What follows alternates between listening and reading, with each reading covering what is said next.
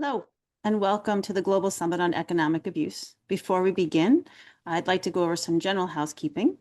You are signed in as a participant, and your camera and microphone are disabled. Today's session will be recorded for future viewing. The contents of the session if the contents of the session raise any issues for you, we encourage you to take whatever steps you need to prioritize your own well-being. Self-care is most important. If you'd like to reach out for support, you'll find a link in the chat to the No More Global Directory, a global directory of specialist domestic abuse and sexual violence services. We know that employment can be a lifeline. So when the workplace has the right policies, training, and culture in place, it can become a vital source of early intervention and help. Finally, if you have any questions for our guest speakers today, please type them into the Q&A box. We will address as many questions as possible towards the end of the session. Thank you for your cooperation, and we hope you enjoyed today's discussion. So, once again, I want to welcome everyone. We're thrilled you could join us for this very important program. Essential and financial services businesses, including utilities, telecom, bank, and insurers, are not only on the front lines when it comes to supporting customers who experience domestic and economic abuse, they're also major employers. That means they have a unique and powerful opportunity not just to respond to a crisis, but to actively support recovery and long-term safety for victim survivors. Sorry for the paper rattling. We know that employment can be a lifeline. So when a workplace has the right policies, training, and culture in place, I just said that, it can be a vital source of early intervention and long-term support. In today's session, we'll explore how organizations can become safe, informed, proactive spaces for both customers and staff. We'll examine the role of internal policies, trauma-informed training, and staff protocols, and how these can enhance both workplace well-being and customer care. We will also shine a light on the power of collaboration across industries with specialist services to share knowledge, build consistency, and develop practical, scalable approaches that reduce harm and promote financial security. You'll hear from professionals leading this work on the ground as they share practical strategies, lessons learned, and opportunities for creating workplaces that support safety, dignity, and economic independence. So with that, I want to welcome our panelists. Ava Mehta, who's from Bank of America, Head of Life Event Services. Kate Oshadich, TSB, Head of Responsible Business. And joining us, I'm sure, as soon as she can, is Susan Bright, CEO of the Employer Initiative Against Domestic Abuse. So I am going to start with a question for Ava. Bank of America has been recognized for its life event services. And I've had the pleasure of working with Bank of America over the years and watching this program develop, and it's been quite amazing to see. Gold star. How does your team support employees and customers experiencing economic abuse, and what have you learned from implementing this support? Absolutely. Thank you, Jane. And I'm so honored to be here today and talk about a really important issue for all of us. And so I want to spend a couple seconds just talking about what Life Event Services is, because I know it's not common in many organizations, but our Life Event Services team is an internal group of experts that provide personalized connections to resources and benefits for our employees by tapping experts inside and outside the company. And so we've responded to more than 600,000 employee requests over the past 10 years globally in many core areas. And I really truly say, if you want your teammates to stay at a company for a long time, they go through life, and Life Event Services helps them do that. Mm-hmm. And one of the areas that we do support our teammates through is domestic violence, and economic abuse. And so at the bank, we understand that economic abuse is often an invisible form of control, and that can deeply impact someone's safety and independence. And our approach in the Life Event Services team and across the organization is really rooted in empathy and empowerment. And so economic abuse often intersects with other life events. So having a dedicated team that listens without judgment and acts quickly can really change the outcomes. Through our LES team, we provide confidential, personalized support to employees navigating each and every form of abuse. And so that could include, for example, connecting them to financial resources, legal assistance, and other benefits that can help them restore some stability and security. And depending on the circumstances, we may encourage or refer them to external domestic violence agencies as well, too, that specialize in other types of safety planning. So it's really the whole picture that we're really trying to support from that end. Our financial centers are empowered to escalate transactions that seem suspicious or outside of the customer's normal practice. And a theme you'll hear me sort of talk about throughout today's session is really if something looks abnormal, we need to raise it, because that's really probably the first sign, whether it be a manager, an organization, a teammate, of something that just doesn't seem normal through the normal course of action. That's when we need to raise it. And our financial centers are equipped as well from that end. And so one of the most important lessons we've learned is really just the early compassionate intervention matters. We also think about education. And so we offer on-demand learning for our teammates, to all employees, to recognize signs of economic or domestic abuse. And we also host opportunities, live events, and discussions to connect our employees with internal and external experts to help them learn and grow. And so we really want every person to feel like they're not alone, and the resources are really there to help them rebuild their financial and personal well-being. And education really does help with that. Unfortunately, you don't know what you need until you need it. And so sort of the constant repetition really does help from an education perspective. Right. Thank you. It's so comprehensive. It's an amazing program. Susan, we did introduce you. I think you have to unmute just before you even start to speak. We did introduce you. So welcome. And I'm going to jump back to the initial question because I think it will help set the stage a little bit, and then Kate will go to you. So IDA plays a unique role in uniting employers across sectors to tackle domestic abuse. Bringing the business community together to deal with these issues has been particularly important to me personally. It's something I've been passionate about for, now I can say, decades, which is terrifying. Can you share how you've seen businesses evolve in their understanding and response to economic abuse in recent years? And can you also give us a sense of what to look for? You know, maybe start with some of the signs of what it appears like in the workplace. Yes, thank you, Jane. Can you hear me fine? Perfectly. Yeah, wonderful. And sorry, we were really struggling to get me in, even though I have Nick Sharp Jeffs with me to help me. So it's wonderful to be with you. So in terms, I might start first with the employers piece of all of this. Sure. So the Employers Initiative on Domestic Abuse, or IDA, is a network of over 2,000 employers in the UK. And we also have connections with other organisations doing similar work in other countries around the world. And we're quite small, but what we do is just four things. One is to raise awareness with employers about what domestic abuse is, what economic abuse is, and that really is a business issue.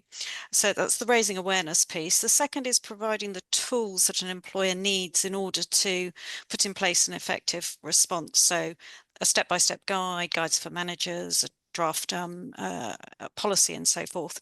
The third thing, really importantly, is sharing best practice. That's what we're doing today, but that's the thing that we hear from employers that they like the most, being able to talk to other like-minded employers in their own industry sector, or indeed in other sectors, or around a particular topic. And finally, and hugely importantly, we are a connector between not only employers, but then connecting employers with the experts who can help understand more deeply honor-based abuse or different forms of abuse, or how it impacts different communities, and also lobbying and working with government to make change. And everything that we do is obviously and hugely importantly informed by the experience of individuals who've experienced economic abuse, domestic abuse, and the experience of employers, obviously. One of the most important things is about keeping people in work. And I think that's one of the learnings over the past few years, is that ability for somebody to have economic independence, to remain in work.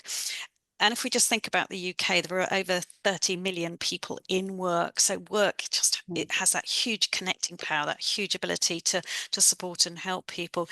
So what have we seen change? So IDA was set up back in 2017. I think I would say, first of all, a growing understanding that this really is a business issue. We still unfortunately hear some employers saying, but this is domestic abuse. It's nothing to do with work. It's private. We shouldn't get involved. That is so wrong.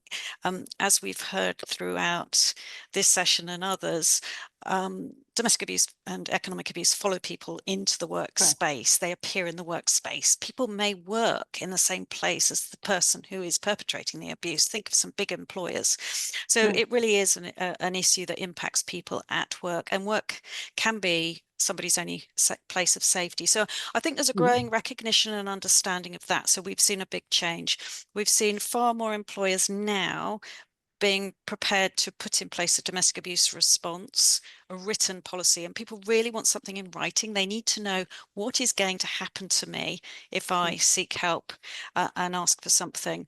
And I think there's a growing understanding that actually, and we see employers, their shoulders relaxing when we say this, it's not about becoming an expert. That's not what employers need to do. It's about being able to spot the signs, respond appropriately, and refer people to the support that they need. Increasingly, Jane, we're finding employers get all of that. And then there are employers that are further along, and a lot of employers come into this thinking, how do I support victims and survivors? How do we support people who are experiencing domestic abuse or have experienced it? And increasingly, and the big question we're now being asked is, what do we do about perpetrators of abuse? So most employers will have a victim survivor of abuse, one or more, many in their organization. And most of us will also have perpetrators of abuse in our business. And that is, we did a survey earlier this year, and that was the big thing, the thing that came up all the time. What do we do about that? So that's what we're seeing. Still a long way to go. But I do encourage everybody to think of employers as just, I was, before I took on this role, I was a managing partner in a law firm. I led the introduction of our firm's domestic abuse response. And I can only share with you as a business leader, witnessing the impact of that, the ability for people to come forward and seek support and help, literally potentially saving people's lives. I mean, that's why I'm doing the job I am today. It had that impact on me. Sure. No, that's great. Thank you. Kate, maybe you can actually talk through, because you've been working actively at TSB too on these issues, both customer facing and internal. Can you walk us through some of the initiatives you're most proud of, but also what you see are the signs, how you educate people in your organization to look for the signs and what they, what it appears, how it appears. Yeah, sure. Thank you. And hello, everybody. So, I mean, I think really early on in our kind of journey around the support that we wanted to offer to victim survivors, we recognised that this issue isn't just something that's unique to our customers or unique to our colleagues.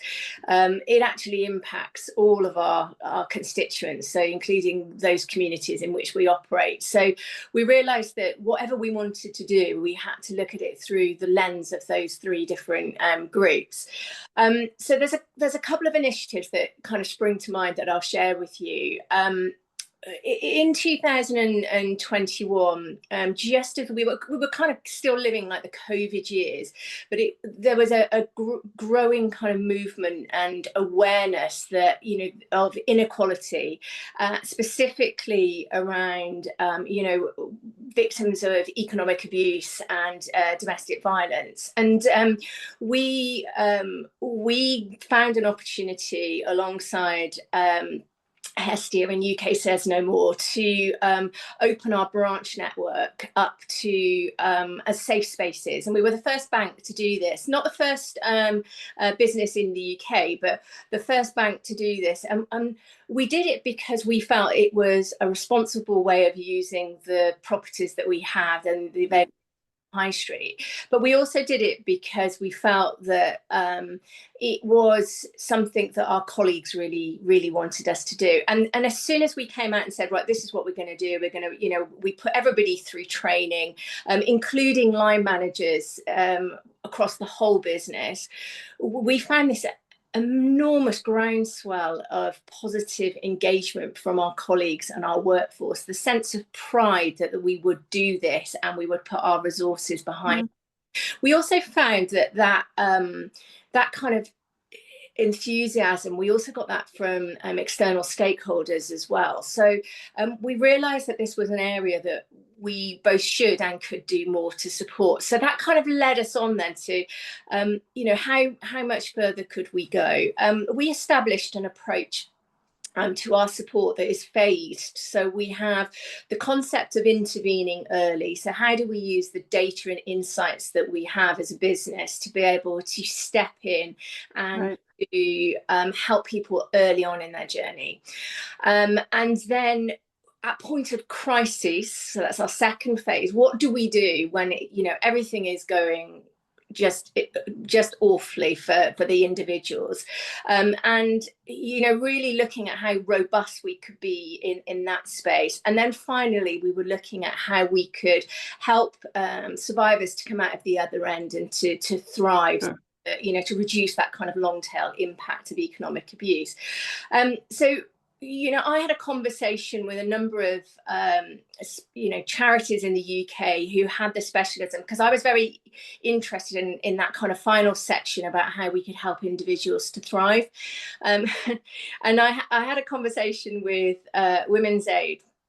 And I was talking to them about this concept of helping women have confidence with their money, which is very close to our business purpose. And the individual I spoke to said, okay, that's wonderful. She said, women are dying because they don't have the money that allows them to leave their relationship. So if you could do something about that, that would be very, very good.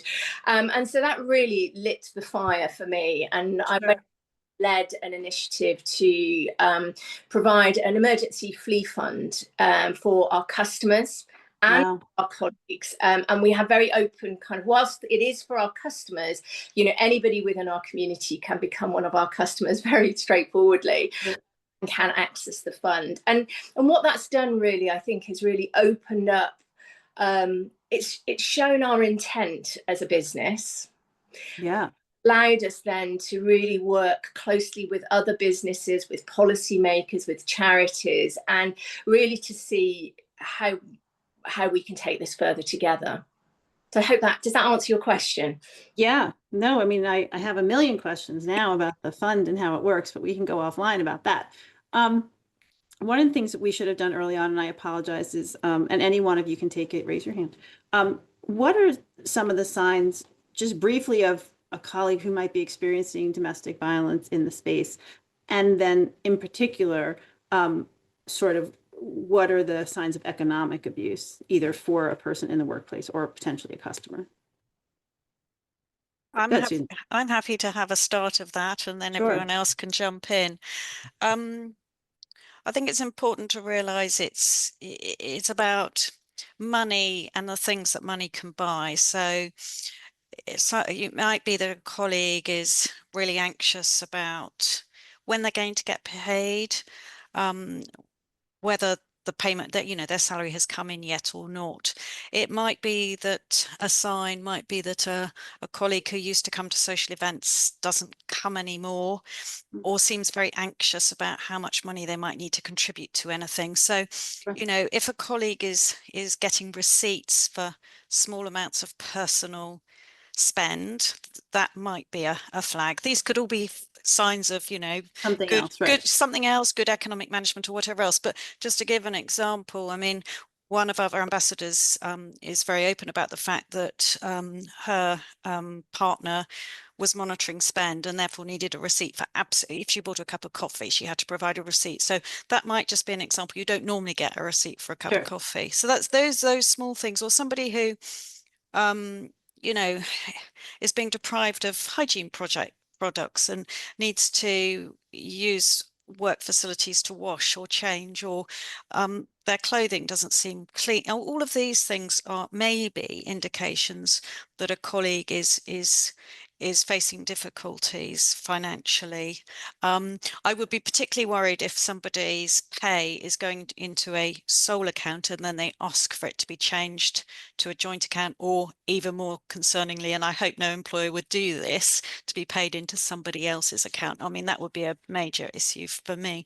But those are just some that some examples that I've certainly heard of, but I'm sure that Kate and Ava will have other examples as well. Yeah, Ava, I'd love to hear, especially because I know that you have worked with and identified and helped, and so maybe some of the things that you've seen.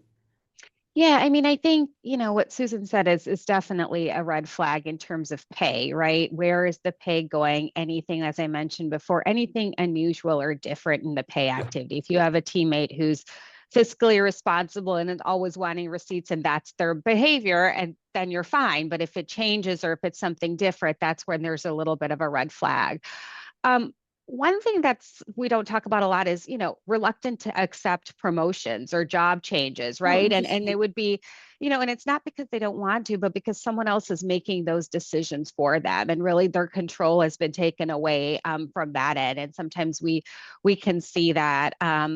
But I think anything where you feel like the behavior is atypical or control's being given to someone else, or they just seem anxious and Right, uneasy, as right, is really where it is. And we always say, the managers are on the front line. They work with their teammates every single day. They know the behaviors. They know what Ava does, kind of the Mhm. day in and day out. And if something seems different, that's when there's might be something else going on. It could be a variety of issues, but it could Right, also very well be economic abuse that the teammate's been dealing with. Yeah, right. I think I add on to that. Sorry to jump in, but No, please jump in. in the UK there is a stigma around talking about money, so we're not very good at it. So Mhm. we'll pretend we've either got more than we have, or we've certainly wouldn't tell people that we were super rich. It's just not the done thing. But that then also masks some of these things. So you can kind of almost pigeonhole somebody into, oh, they're just that way with money, let's not talk about it. So Right, right, part of our kind of awakening in this space and over the last few years is really to challenge ourselves to be able to talk more openly about money in the broader sense, so that you're right. normalizing some of these conversations so that you can spot some of those kind of indications.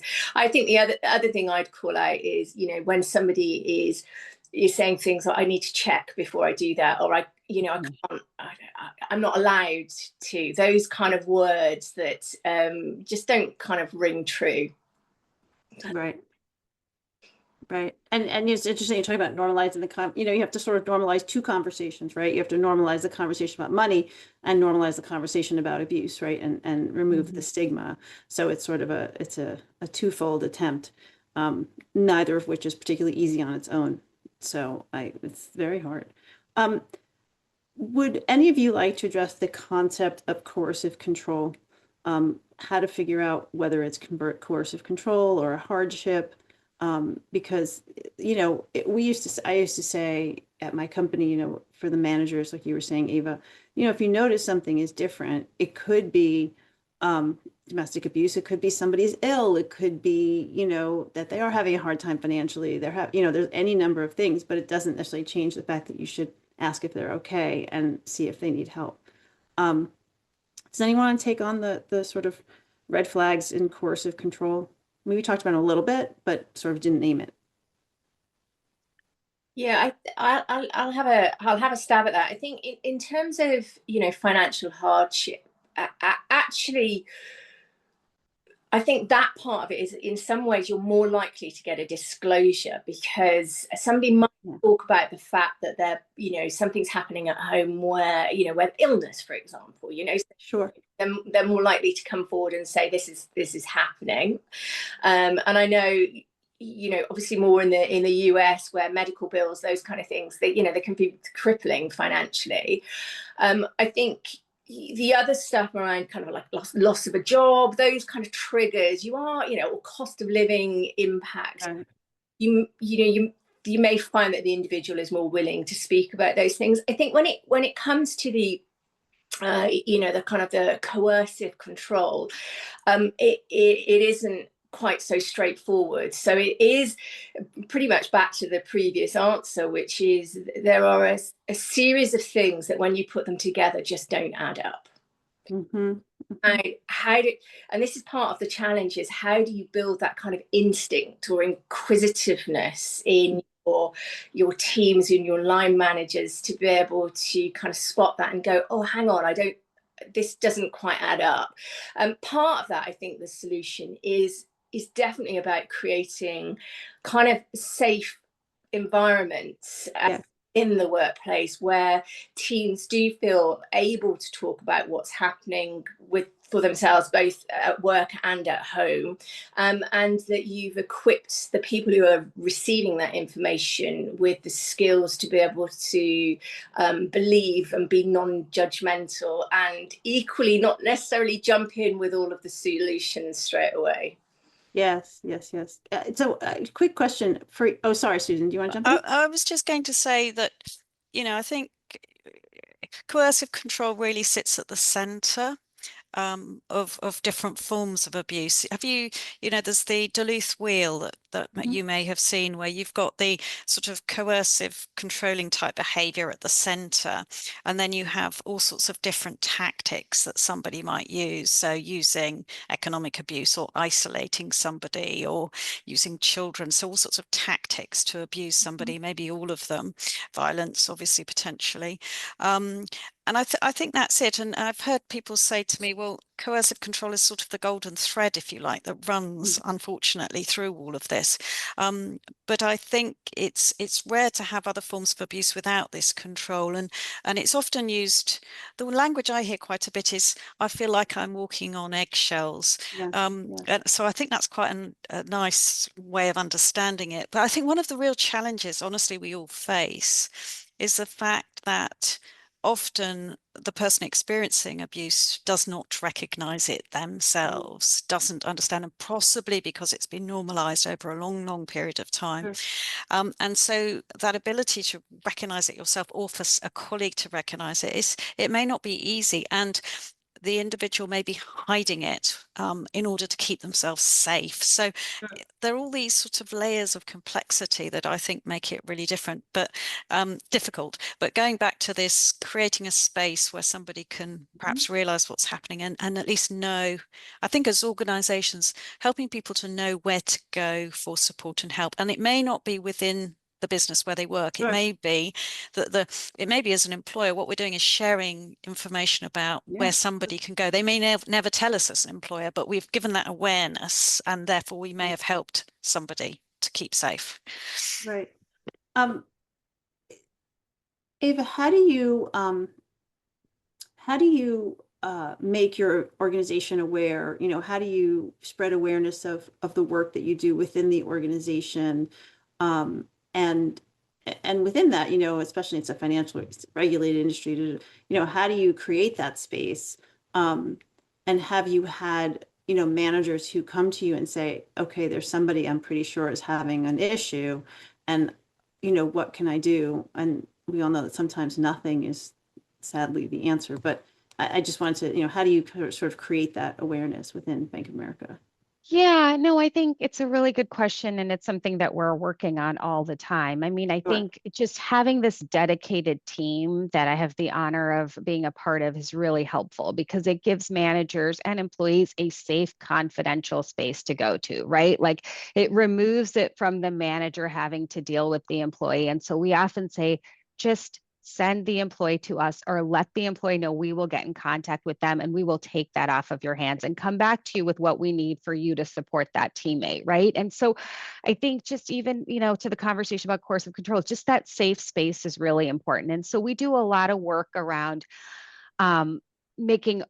providing awareness of what the team does, right? So whether it be, panels that we do internally with our teammates and with our managers, and manager training of just kind of what we're here to do and how we're here to support, I think that's really, really important.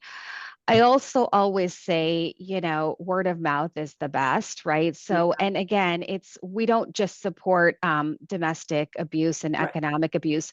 It's a whole gamut. So it can be, my house caught on fire. It can be any sort of life event. And, once you start to support, that trickles down, and you talk to your teammate and you say that. And I think that's always the most, the most beneficial way to get the word out there. But I really think it is just creating that safe, objective, confidential space. We have teammates, we've never gone to their managers to tell them they came to us. We don't unless we, need some support. Right. And even if we do that, we don't share what the issue is. It just Sure. maybe Ava needs a couple of days off. She has to go take care of something and we're, granting her that. Right. And so I think there's just that removing and giving managers the resources to tell them they don't have to do this on their own. It's scary. They don't, it's, and we're here as sort of an objective, trained group to be able Right. to help our teammates, from that Right. end.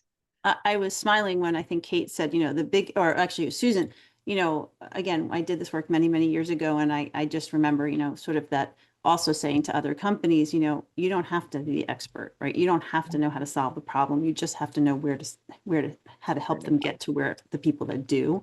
And Yeah. that is this huge relief, right? Because it is this, and by the way, the scariest thing you hear is somebody saying, "Oh, I took them to my house," because you just, right? So you wince, right? Because Yeah. it's all about safety and understanding. I'm going to ask Kate, I'm going to ask you the same question, but Ava, I do want to say, I have heard your CEO speak about the issue, and and I assume it's not just a one-time thing. I know it's not a one-time thing. So that's really helpful, right? That it comes right from the top of the organization. Can you talk to that a little bit? Yeah, I mean, I think our CEO, our management team is fully, they walk the walk and they talk Right. the talk, right? Like this is not a one-time issue. Our great place to work, really, our employees are at the key of that and the cornerstone of what we do. And employee well-being is, right? And I think, to my point I made when we started our conversation of, we want our teammates to be here for 40, 50, 60 years. And with that comes all sorts of things that Sure. people go through in life, and really creating that place where people say, I'm not just a number. I mean, we're a big company. We understand that, right? But you're not just a number. You're not number one, 100,000 employee. You are an individual and we care about you. And that really does start from the top and it trickles down the organization. And I think employees know that and they feel that as well too. And I do think that's fundamental in anything any company is doing, is just really having that buy-in Yeah. consistently. And it's not just to set up a program or set up a team. Right. It's really throughout it as part of their, what they feel about the core values of the company, right, from that end. I just want to tell a little funny story, and then Kate, I want to ask you the same question. So my CEO was also very, very supportive, and he actually did an all company in October, did an all company voicemail message. And I was in communications, I dealt with him all the time, but I had someone say to me, "Oh my God, he left me a voicemail." I was and it was just funny because it was just so impactful, right? Because all of a sudden they hear this voice on their voicemail that they don't normally hear. Right. Kate, do you want to talk about how you get the word out, et cetera? Yeah, sure. And I think I think we have a responsibility to talk about what we do. It might not all be perfect, but just having the conversation and putting it out there is critical. I mean, from a colleague perspective, they see us talk to our customers about what we can offer. They see us talk to kind of stakeholders and policymakers about what we offer and what we want to happen, and they see that then repeated back in through our internal communication. So very similar to Ava, there's a whole catalogue of activities that Sure. go on, everything from kind of panel events to getting involved, our volunteering programs, whole range of different things that get involved. But there are multiple voices. So it isn't just Kate on her bandwagon flying a flag. It's seeded across the business, and that's something we've really worked on, making sure that we can pull out those voices, the real relevant voices. And we have some brilliant ambassadors within our business, survivors who've come forward and said, I wish this had happened to me when I was going through this. I wished I'd worked here and this is what would been on offer. And that's the most powerful kind of advocacy that you can have for what you do. So it's really finding those voices and elevating them. Yeah. Susan, what are some examples of other companies that you've heard that, have, obviously, I know we're here talking about financial abuse or economic abuse, but that it rarely happens in a vacuum. So just curious, what you've heard, and then if you can sort of move into how small and medium sized, but we have two very large businesses here. And so sometimes organizations who are smaller think, oh, I can't do this. So if you can sort of talk about examples of what people do and how smaller and medium-sized businesses can get engaged.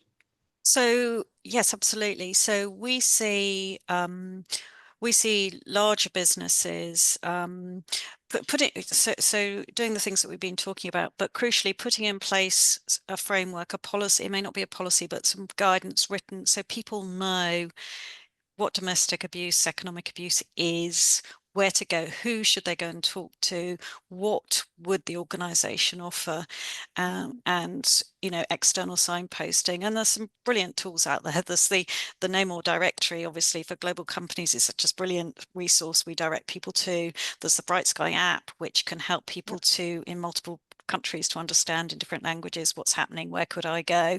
So businesses doing this. We've recently done a survey of our members, and one of the questions that we asked is, what things have you put in place in terms of support for your people? And it's just amazing the sort of innovation that happens. And companies with deeper pockets are able to do incredible things like having a flea fund, advances on salaries, paying for accommodation, temporary accommodation when people need to leave. But you don't need to have to do all of that stuff. You can do a really effective response on a shoestring without much money. And so for smaller businesses, the real key here is coming from the top. I can't stress that enough, actually. It's like any cultural thing. People really need to believe from senior leadership that, we don't tolerate domestic abuse. We will make a difference. We will support you. They need to believe that. But I think some of the things that don't cost money that make a difference are just the space to listen, perhaps giving somebody time, a bit of quiet space, using a company, one of these mobile devices or computer, because so many people are being tracked these days. Giving somebody the opportunity to meet with they might be meeting with a lawyer, or they might be meeting with a social worker or somebody, the ability for that advisor to come into the workspace, because somebody might well be being tracked. So if they go out at lunchtime, they might be in trouble. These things don't cost money. The most important thing is that ability to listen, to believe somebody, and then to support them in the decision making that they want to make. An individual is the expert in their own safety, and so on. And also, I think really importantly, a realization that this may go on for quite some time, and the sort of support somebody might need will vary. But it's often thought that if somebody leaves an abusive relationship, for example, that will be the end of the matter.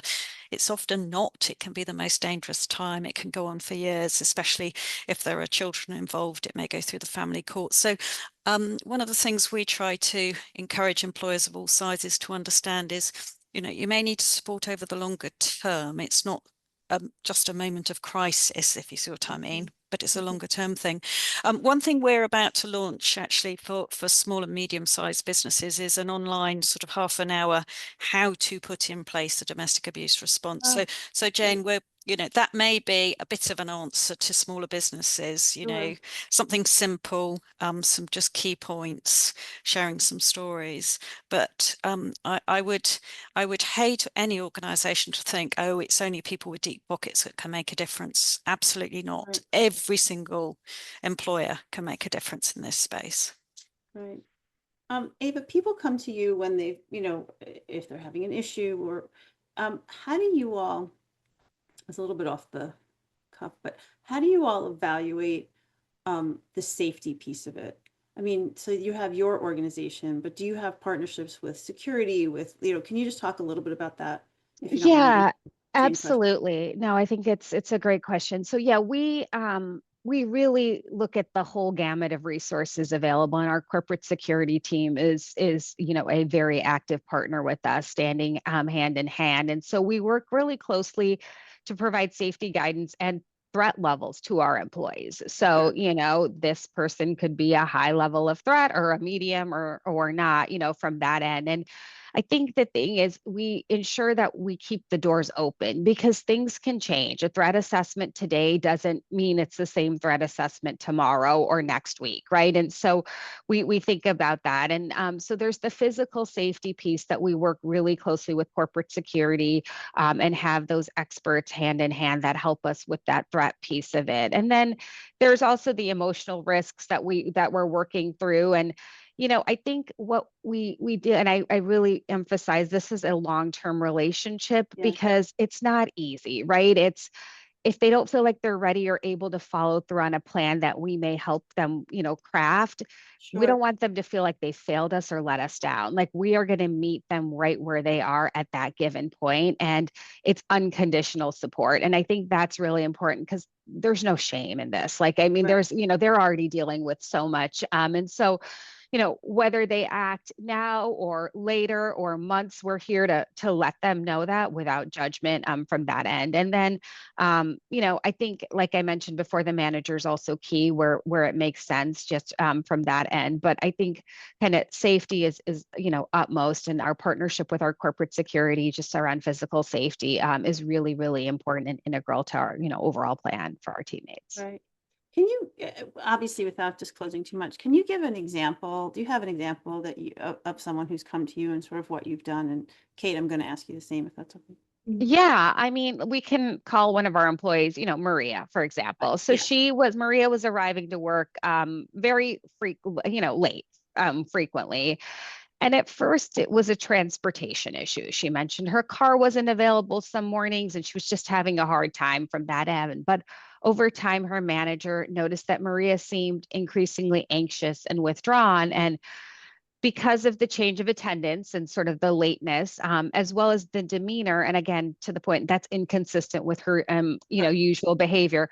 Her manager gently checked in, and that's when Maria shared that her partner had begun taking her car every day to run errands for his business, right? And so she had no access to the vehicle during work hours and couldn't afford ride shares or public transportation. And she also shared concerns that there was significant debt and that each of her paychecks were being used to fund her partner's new business venture. And so while her partner claimed the business would benefit them both, Maria had no insight into what was going on from that end and no say and no access to the profits or anything from that business. And she began to realize that what she thought was a shared investment really was a fact, a pattern of financial control, and he was controlling her.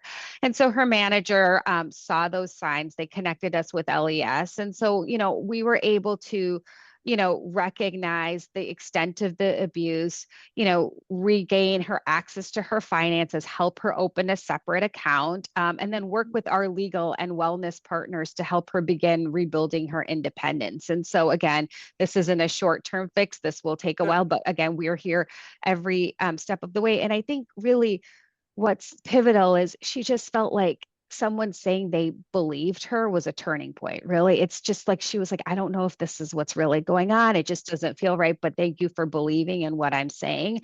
And that was really the turning point for Maria, but really the kind of the partnership with all of those resources, including, we're a financial institution helping her open a separate account, right? It seems so simple, but people don't know where to start. They don't know how to get help, right? Even our own teammates, and kind of being able to help her with those, and then staying in contact with her kind of throughout this journey and continuing to was really important.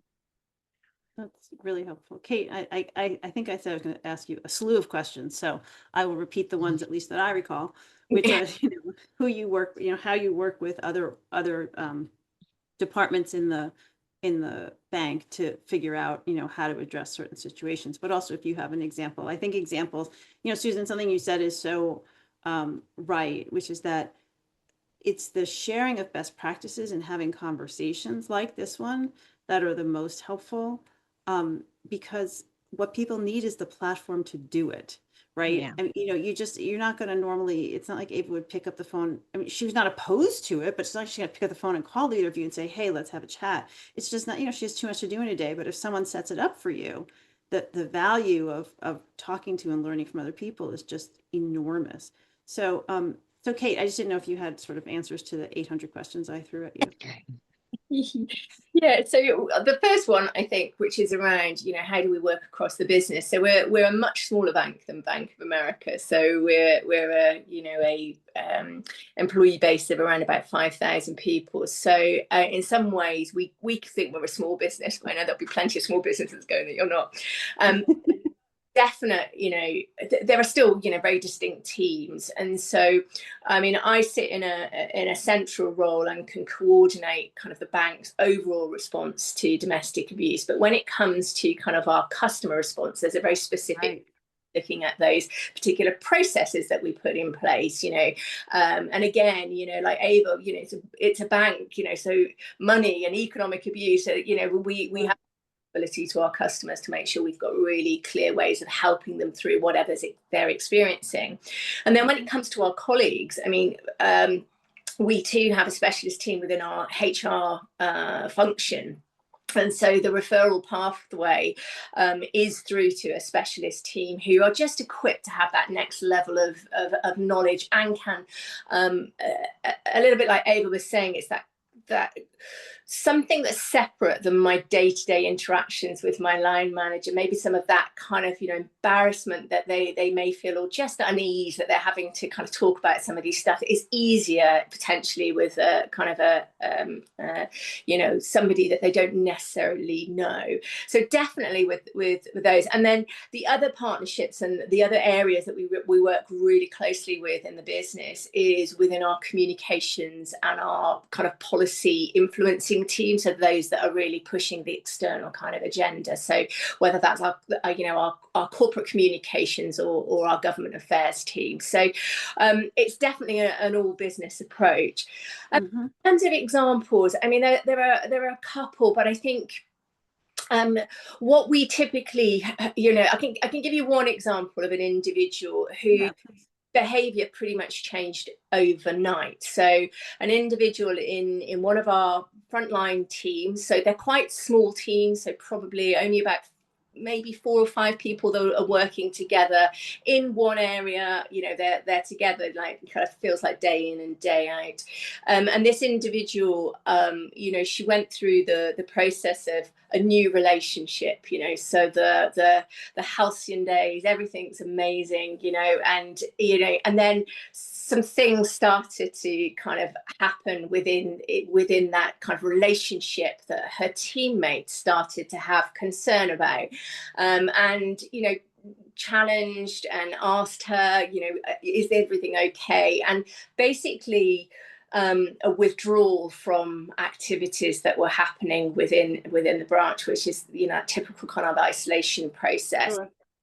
And actually it was one of the kind of what we call our regional managers. So these are guys that like cover lots of branches, hadn't been into this particular branch for a couple of months, and came in and saw an immediate change, distinct change from the person that they'd seen a couple of months ago to this individual.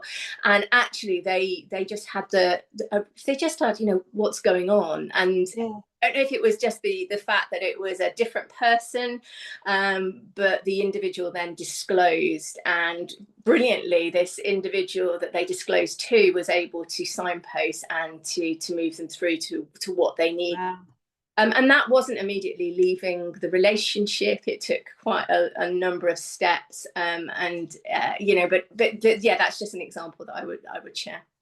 No, it's a great example. We know you, Susan, you commented that when someone leaves a relationship, it's often the most dangerous time, but it also takes people everywhere from 7 to 10 to 12 times to actually leave a relationship.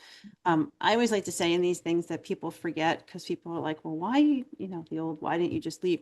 That there's love at the basis of these relationships, and people sort of forget that. It doesn't start necessarily as an abusive relationship where the red flags aren't always so obvious. And so that's just a critical piece. And you just made a very good comment, which is that leaving the relationship is not always the first best thing, right? There's other ways to go about it. Susan, why do you think attitudes towards this issue have changed? I mean, what I often say, at least here, is, Me Too sort of turned into not me. In other words, like, you know, people are like, oh, did more companies get engaged after Me Too? And I was like, no, they sort of stiff-armed because they didn't want to get caught up in all of this sense that they have an issue. But we all know that every company has issues because of the prevalence of domestic violence and sexual assault. So I'm just curious, what do you think has changed? Storage, I mean, you have 2,000 members. That is, I mean, that's incredible. What changed? I think it's conversations. It's people starting to talk about this. So, you know, I used to be managing partner in the UK of a big law firm. And I think back now to, say, 15, 16 years ago, when as a business leader, we started to talk about mental health in the workplace. Not a conversation anyone had had, totally stigmatized. However, it was a really important conversation to start having. And I would say that most businesses, I'm talking about the UK here, have moved on that a long way and recognize that somebody's mental well-being is important to their performance at work, just like physical Sure. well-being. I see this conversation around, I see so many parallels in terms of stigma and how you have these conversations. It goes to the culture of an organization. So I think there's a recognition with domestic abuse, economic abuse. In my mind, I'm not saying it's the same as a mental well-being. Please don't misunderstand me, but I think the fact that it is actually an issue that goes to work, to good work, and to somebody's performance at work. I think there's a growing understanding of that. You know, it's a human issue. It's a performance issue. It's a safety issue. It's a work issue. At the end of the day, if you need to put, as we used to say, pounds, shillings, and pence on the table, it costs business a huge amount of money. Yes. So often an organization will only find out that somebody is experiencing abuse when they're in the midst of a performance review because somebody is late, not et cetera, and if somebody loses the job, they lose the economic independence. And from the employer's point of view, losing an employee is incredibly expensive. You've got to go and recruit somebody else. You've lost all that expertise. So I think there's a growing understanding that it really is a business issue and that employers really can make a difference. And I think about, again, I'm thinking about the UK, you know, our government has an ambition to reduce violence against women and girls by 50% over 10 years. There ain't no way in hell that's going to happen unless businesses, employers are part of that effort. And there is so much that good business can do here. It's good for the individual, it's good for business too. So I think that's part of the journey that we're on. And this isn't a diversity and inclusion issue. It's not an initiative. It is a fundamental part, you know, of good performance, of good work, in my view. And I think there's a growing understanding of that. I don't know if others would agree, but maybe I'm being a bit Pollyanna-ish, but no, I like it, but I'd love to hear one thing. I just want to urge if anybody listening wants to throw a question, we have a few more minutes, so do throw a question in the chat. But I want to ask Ava and Kate the same question. What do you think has changed? I mean, from my perspective, and I agree with everything Susan said, I think it's a business issue. It really does affect the bottom line if we're really talking about dollars and cents. I know we all care about humans and you know, the people and the well-being, but it is a business issue, whether it deals with productivity, whether it deals with the financial aspects of it, et cetera. And I just think there's just more awareness of the importance of that. I mean, I will take it a step further to say, you know, if your teammates and your employees are happy and things are going well, they are more productive, right? I think there's a lot of studies that have shown that productivity, you know, is much better. And so I do think there's that component of it as well too. But I do think that, you know, we're all realizing that, we all know that. I like the analogy that was made earlier about mental health and 10 years ago. And I think that's sort of the journey that we're on. I'm not comparing it. It certainly, you know, has its own complexities, but I do think that, you know, we're seeing that. And I think that that's sort of, you know, where companies are seeing, and they're seeing the value, you know, of really spending the time and making the effort and really dissecting kind of how they can support. Right. Kate, do you have a I agree with everything that's been said. And I think, generally, you know, I've seen kind of a momentum building around this subject, and it's reflective in business. Yeah, so we see other businesses doing it, wanting to behave as good businesses, and but we also see that played in our kind of broader society here in the UK. So, you know, TV programs are running stories around that feature Yes. this kind of stuff. You know, we've got it presented to us in the media, and yeah, you know, for not always in the best way, but there are, you know, there it is definitely a subject that is discussed and more in your face than it's ever been, which can only be a good thing because it wakens people up to the fact that this is an issue that is everybody's business and not just some. Right. That would be my view. Right. No, that's great. You know, I'm looking at the people who are on this panel, and like I said, I've had the pleasure of working with lots, not Ava, but other people in Bank of America, and I always hold them up honestly as just the prime example of at least here of soup to nuts work on this issue. And I didn't know much about what you all did, Kate, but this concept of my other company was retail, had retail stores, and the concept of opening up your retail, what is your retail space, basically. Yeah. To train all of those people and have people come in and create a safe space. And the safe space, from what I understand, is maybe it's just to make a phone call, right? Or you know, use a computer, or like it's not necessarily, you know, it is remarkable. I mean, it's really quite remarkable. And I don't even know what else to say. And then, you know, Susan, feel free to laud any of the other companies that you don't have to call them out by name, but things that they do within your network. Because again, I think that this was something we were I struggled with for years and years and years and years, and the way you all speak about it is the way I speak. It makes just sense. It's like it just makes sense. Like I don't understand why it doesn't make sense to some people, right? There's the economic piece, but this notion, what I used to say is, you know, if my dog is sick, that comes to work with me, right? So now imagine you're not safe at home. You know, it's just your sick child that comes to work with. It all comes to work with you. So I just didn't know if there's anyone you wanted to sort of anything you want to say about your my mouth hangs up when you say 2,000 people, 2,000 companies, but you know, if you want to talk about it a little bit more. Well, I would say one of the things we always talk about is, you know, that when you're on an airplane and the oxygen masks drop down, and they always say, put it on yourself and then help other people. So that's one of the things that we talk about in our network. Sort out your own internal, you know, for your own people, and then you can look outside and the retail banking sector is just brilliant because there's so much that organizations are doing individually and collaboratively to help their customers.